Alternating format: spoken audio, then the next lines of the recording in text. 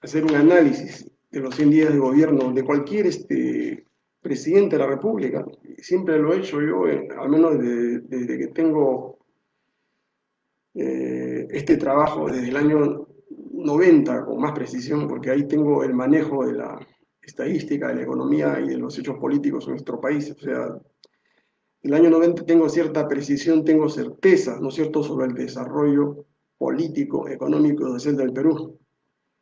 Lo anterior lo conozco por la historia, ¿no?, política y social, que también es importante, pero el análisis histórico es diferente del análisis, lo llamado situacional o de coyuntura, ¿no es cierto?, donde se trabaja sobre hechos que están sucediendo, ¿no es cierto?, en el preciso momento en que el analista está observando una realidad política o económica.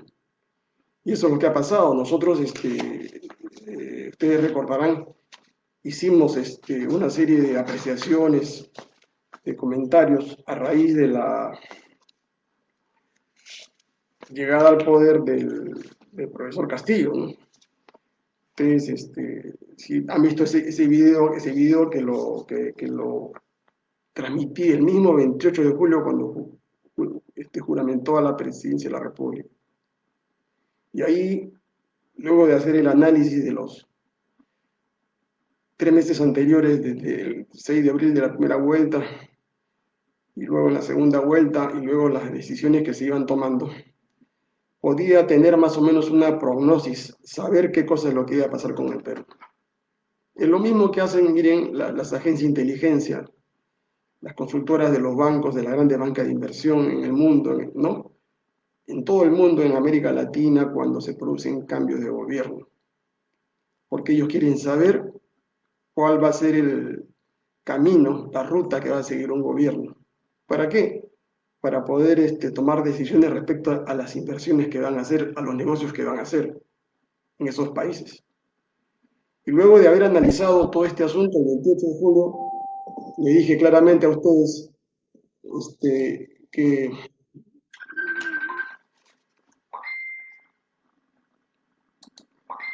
disculpen, entonces les dije a ustedes, ¿no?, que en el Perú no iba a haber cambios, que el Perú estaba entrando en la misma onda neoliberal que siguieron Toledo, Fujimori, Toledo, Alan, Humala, PPK, Sagasti, Vizcarra. Sí, lo dije el 28 de julio, era la continuación de ese modelo neoliberal. Y estos 100 días de gobierno han confirmado, digamos, esa apreciación. Y se lo voy a resumir con datos, con estadísticas, con cifras, con hechos, ¿no?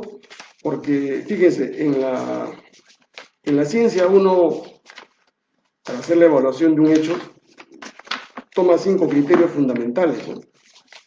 Y esto es un resumen de lo que le transmito yo a mucha gente que en los posgrados, ¿no es cierto?, para hacer análisis concretos de situaciones reales como las que hay en el Perú, y que evidentemente lo pueden hacer ustedes, ¿no es cierto?, con un poco de ejercicio de información política. Fíjense, una primera regla, ¿no es cierto? Son 5 reglas que ustedes lo pueden tomar para desarrollar el caso del Perú, ¿ya?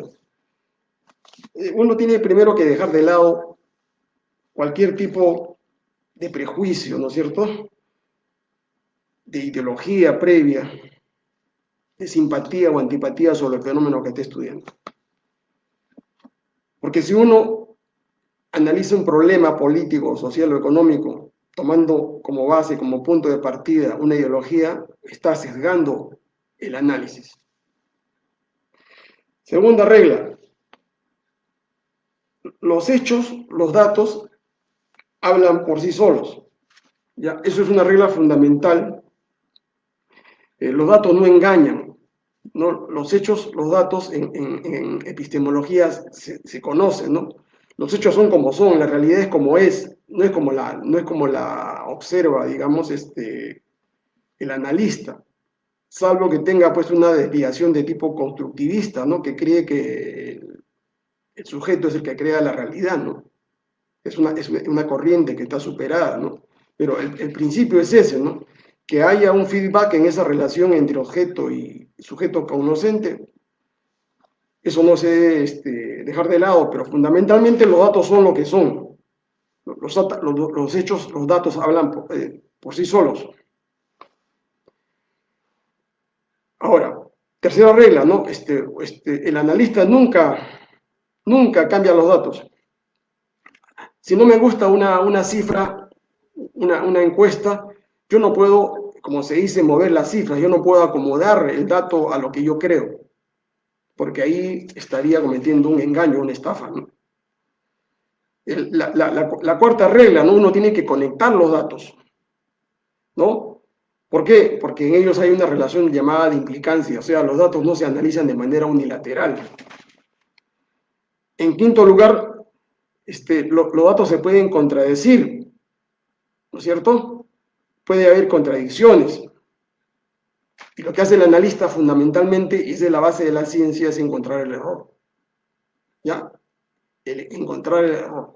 Encontrar el error, se supera el error y se encuentra la verdad. Esas son las 5 reglas fundamentales que se aplican, ¿no es cierto?, en el análisis. ¿Ya? Ahora bien, ¿qué cosa me dicen a mí los datos? Mira, yo parto de una realidad, digamos, afirmada no por mí, no dicha por mí. Esta es la información objetiva, ¿no es cierto?, que transmitió en la primera y segunda vuelta el señor Pedro Castillo. Las 10 medidas que iba a aplicar. Esta es la fuente real, ¿no es cierto?, del cual uno parte. Fíjense, apliquen ustedes las 5 reglas. ¿Qué cosa decía el señor Castillo en la campaña política? Dice acá, los primeros 100 días, ¿no es cierto?, de gobierno, se producirá referéndum constitucional, ¿no? La ciudadanía decidirá el cambio de la Constitución mediante referéndum. Segunda medida, reactivación económica productiva, empleo para todos. Tercera, ¿no? Vacunación universal y gratuita en 90 días, en cumplir los 100 días.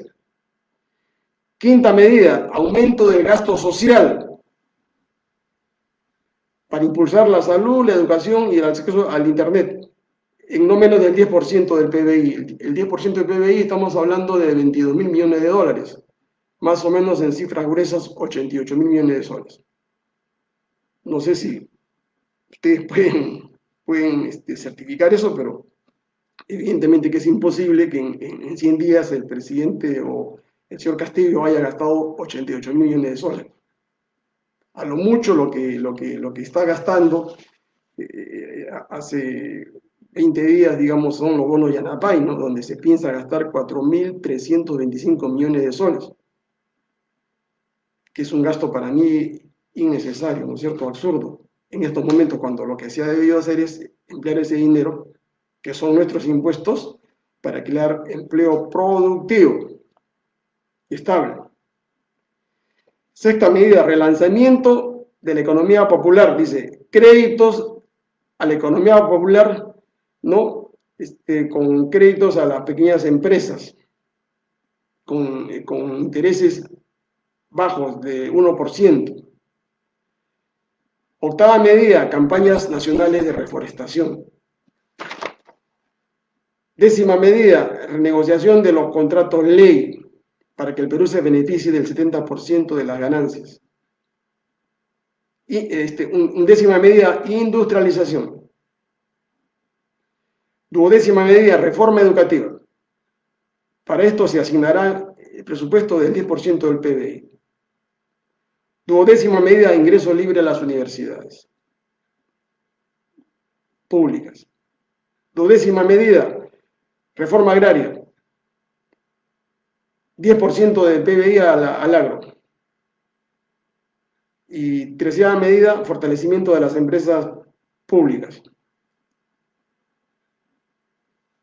Ustedes pueden ver, este es un documento público, ¿no es cierto? Ustedes pueden ver que casi nada de lo que ofreció en los primeros 100 días se ha efectuado, ¿no? Entonces, ¿qué cosa es lo que ha hecho? Lo que ha hecho, este es otro dato objetivo, ¿no es cierto? Es el documento que le mostré a ustedes la semana pasada, ¿no? El decreto supremo, ¿no es cierto? La hoja de ruta sobre la cual no ha dicho nada el profesor Castillo ni la primera ministra, ¿no? Que certifica con toda claridad, ¿no? Y con toda precisión, ¿no es cierto?, de que en el plan de gobierno que va a ejecutar el profesor Castillo en estos 5 años, no hay nada de nacionalización del gas de camisea, ni de estatización, no hay nada de nueva constitución de asamblea constituyente, no hay nada de reflotamiento de las empresas públicas y así por el estilo. Entonces, esos son los hechos objetivos, las cosas que han sucedido en el Perú en estos 100 días.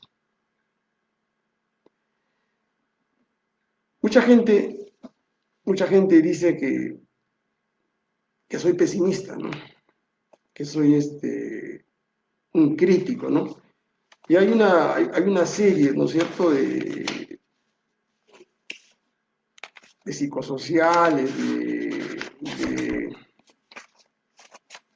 de argumentos, ¿no es cierto?, que se ha ensamblado. ¿No? Eso por la gente esta que trabaja con Castillo, ¿no? Respecto, digamos, y se lo voy a resumir para que ustedes más o menos puedan digerir, ¿no es cierto?, lo que se dice, ¿no es cierto?, respecto a las críticas que cualquiera de ustedes, cualquier persona puede hacer, ¿no? Son 10 argumentos, ¿no es cierto?, el primer argumento, ¿no es cierto?, dice que los que criticamos a Castillo o a Cerrón somos divisionistas, ¿no?, que estamos dividiendo, que estamos restando fuerzas, que somos negativos por ese hecho. Pero eso es una falacia, pues, señores, porque nadie puede privar a una persona, ¿no es cierto?, de su derecho a evaluar, ¿no es cierto?, a enjuiciar, a analizar los fenómenos que suceden en nuestro país, más aún. Yo no soy un borrego, una parte de una manada, ¿no?, que tenga que decirle sí a todo lo que Castillo hace o Cerrón. Si los hechos me están diciendo a mí que le ha mentido al país, que no ha cumplido nada o casi nada de lo que ha ofrecido, entonces, ¿cómo me pueden decir que estoy dividiendo? Que estoy restando, dicen, ¿no? Que estoy restando, digamos, y por lo tanto, digamos, estoy perjudicando, ¿no?, al pueblo, ¿no? Después señalan de que no aporto, dicen, ¿no? Dice que no aporto nada, no aporto nada. Acá le voy a decir, acá hay 10 puntos de un programa de salvación nacional que eso está desarrollado, les expliqué en una intervención que nosotros habíamos hecho un trabajo, un plan, un programa económico de reactivación sustentable llamado el Plan Segunda República, pero que evidentemente no lo va a aplicar pues jamás Castillo ni los neoliberales, ¿no? Eso quiero que entiendan. Otros han dicho, no, ¿por qué en lugar de criticar no asesoro yo al señor Castillo? Evidentemente, es sentido común. Yo le dije a Belmont que era imposible, digamos, tratar de sugerir o asesorar nada a Castillo, porque su entorno es un entorno dogmático, cerrado. Son piedras, son gente que no entienden, son gente que está sesgada por la realidad, en la realidad en la que están actuando. Y son un grupo de 6 asesores, más Verónica Mendoza, Arana, y otra gente que inclusive, para que vean cuál es el tipo de manejo político que ellos mismos, digamos, han conspirado, han complotado, digamos, para separar a Bellido del primer acto, para aislar a Cerrón, engañaron a Bermejo, ¿no es cierto?, con el pretexto de que Bermejo colocaba al señor Barrenzuela como ministro del Interior, luego lo traicionaron. Y como había dicho, no lo he dicho públicamente, o sea, esto no es ninguna novedad, es una cueva de alacranes, ¿no? Y es por eso que cualquiera de ustedes con sentido común, ¿no? Cualquiera de ustedes con sentido común, jamás pues se arriesgaría a ese maltrato, a ese vejamen. Ustedes lo han visto, ¿no es cierto?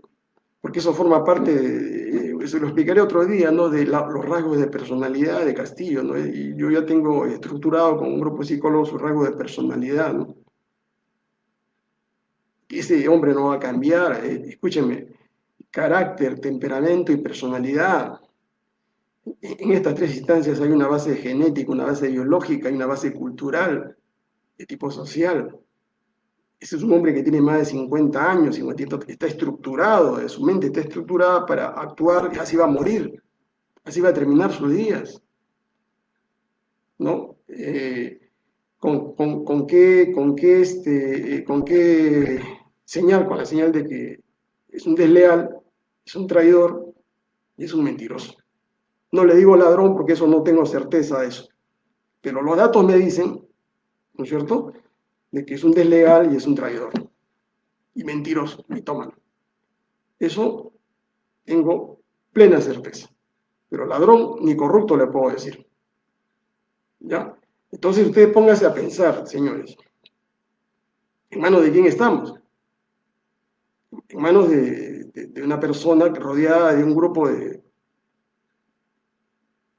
sujetos a quienes no le interesa a la mayoría del país. Le interesan sus privilegios, ¿no es cierto?, de grupo, de secta. Ya han tomado los caballeros por asalto el poder, se han posesionado de la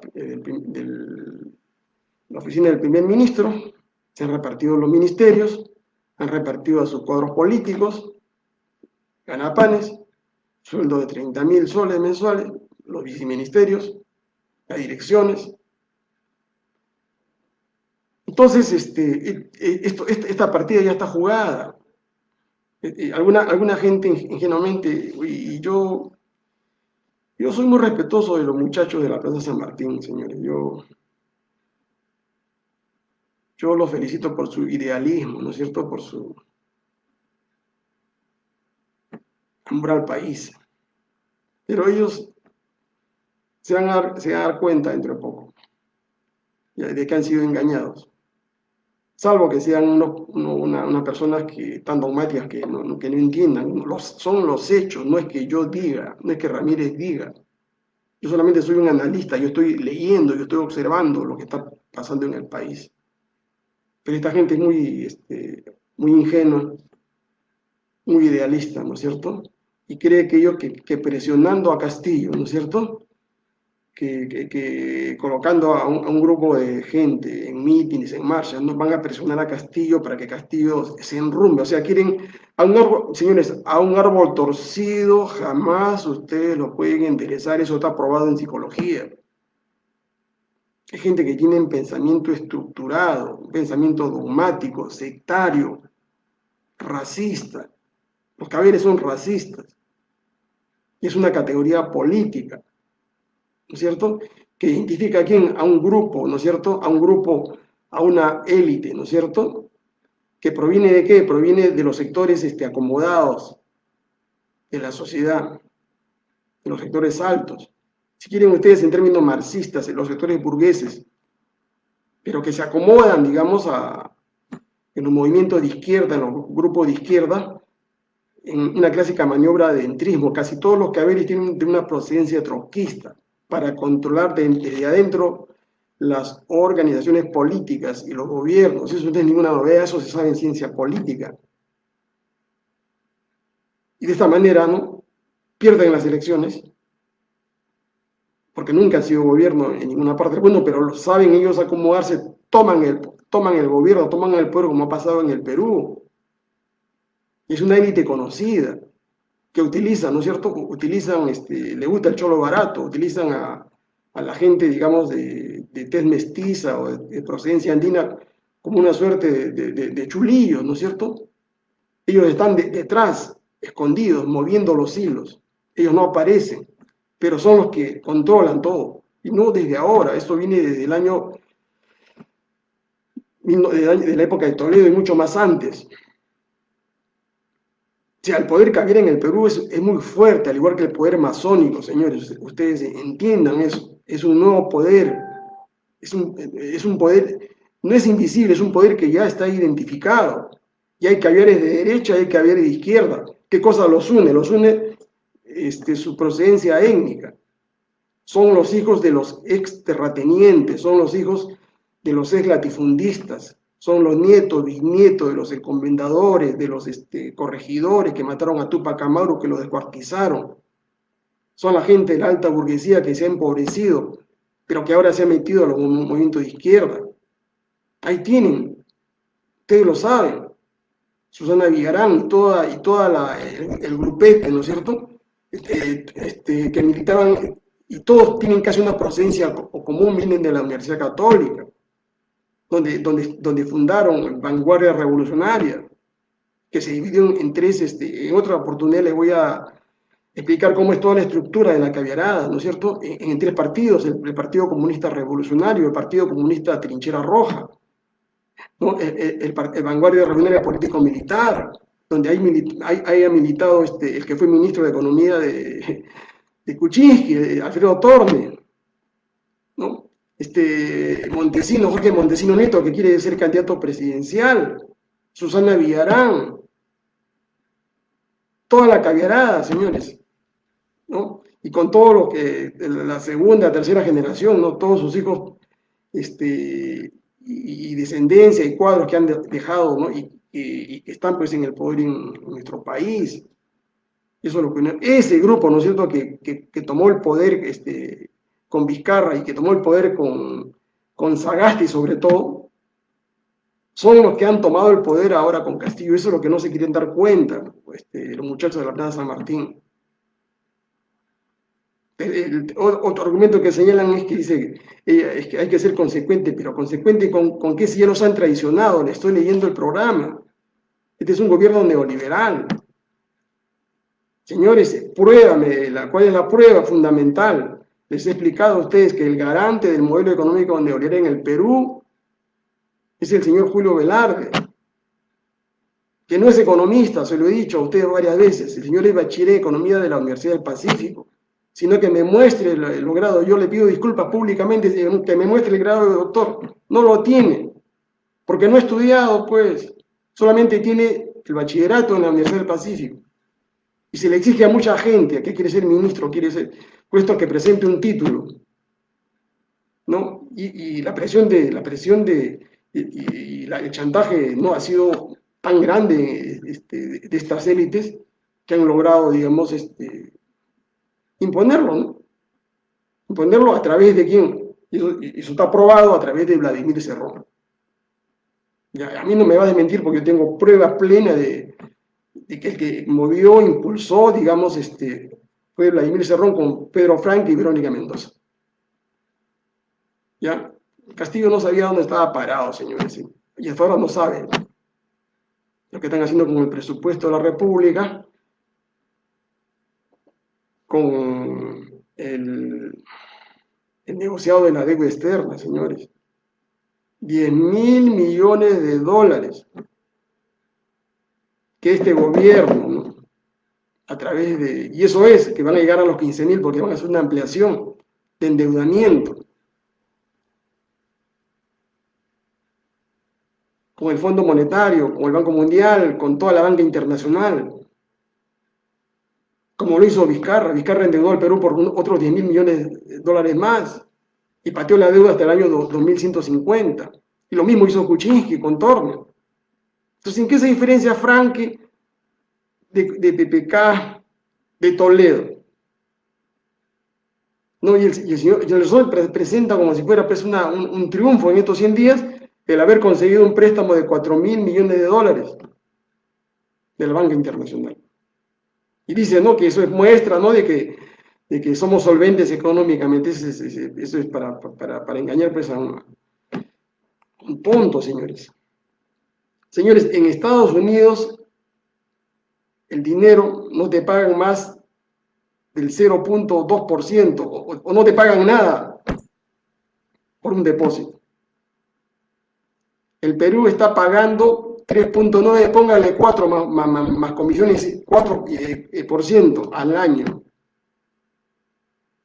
por 4.000 millones de dólares, o sea, más o menos son 16.000 millones de soles.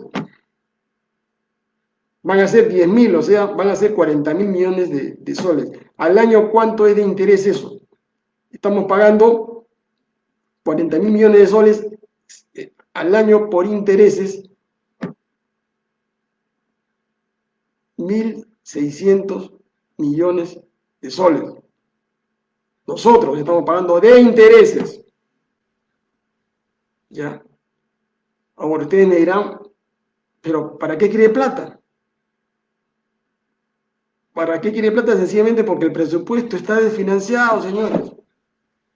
El presupuesto de la República, que son 50.000 millones de dólares, está desfinanciado. ¿Qué cosa significa desfinanciado? Que hay un hueco, pues.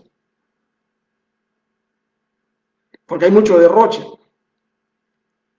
50.000 millones de dólares y solamente tiene cubierto 35.000. O sea, tiene un bache, una diferencia de 15.000 millones de dólares. Pero tampoco con ese préstamo le alcanza. Ahora está por crear impuestos.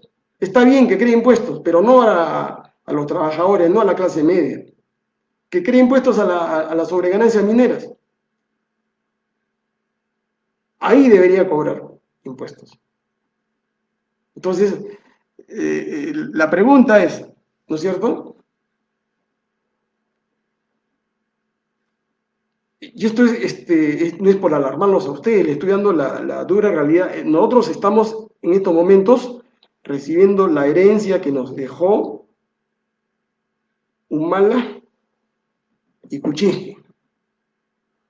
Acá tengo el documento oficial, señores. Entren ustedes al Banco Mundial.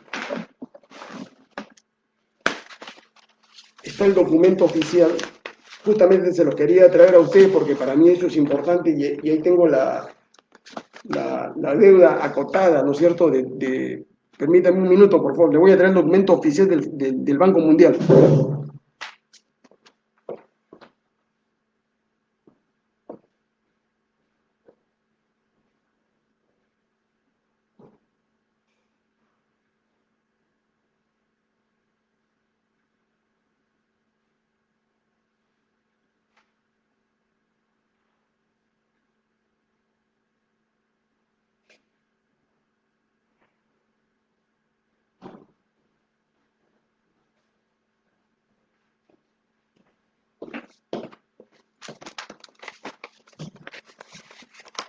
Acá lo tengo.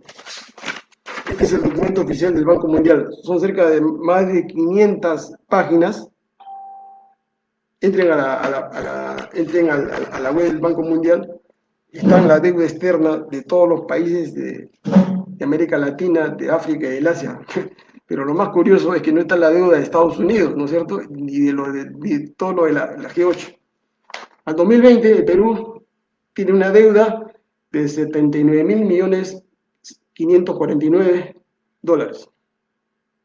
Esa es la deuda que tenemos al 2020. Seguramente al 2021, actualizando la deuda, estamos más los 10.000 millones, vamos a llegar más o menos a 90.000 y dentro de poco llegaremos a 100.000 millones de dólares de deuda, señores, externa. Despierten, 100.000 millones de dólares de deuda externa. Esa es una brutalidad de deuda. Estamos llegando casi al 50% de nuestro Producto Bruto Interno. Nuestro Producto Bruto Interno es de 200.000 millones de dólares, más o menos. O sea, estamos debiendo más de lo que exportamos. Exportamos más o menos 55.000 millones de dólares. Estamos debiendo 2 veces más. Y nos estamos acercando, ¿no es cierto?, a los países que están quebrados, como Argentina, ¿no? Acá tengo algunas cifras. Argentina, ¿no es cierto? La deuda de Argentina son 254.760 millones de dólares. Fíjense, y está ahorita con problemas serios. ¿Por qué? Porque esa deuda es impagable. La deuda de Bolivia es 15.400 millones de dólares. La deuda de Colombia es 155.000. Nos estamos acercando ahí por el camino colombiano, ¿no? 150.000 millones de dólares. Estamos en el camino de los ecuatorianos con los neoliberales, ¿no? Ellos están en 60.000 millones de dólares los ecuatorianos, que es exagerada. Entonces, este es un abuso, pues, señores. Y la gente no quiere hablar sobre esto, ¿no? El señor Frank, otro gran mentiroso, ¿no? No quiere decir la verdad al país. Se lo voy a probar con sus propios documentos. Este es el proyecto de ley, lo pueden bajar ustedes, ¿no es cierto?, del Congreso de la República, que ha presentado Frank al Congreso. Es el presupuesto del año 2022, o sea, el próximo año. O sea, no me van a decir que acá no tienen la culpa el otro gobierno anterior, no es el presupuesto preparado por Frank, que en fin de cuentas la estructura, para los que conocen de finanzas, es la misma, ¿no es cierto?, de todos los gobiernos.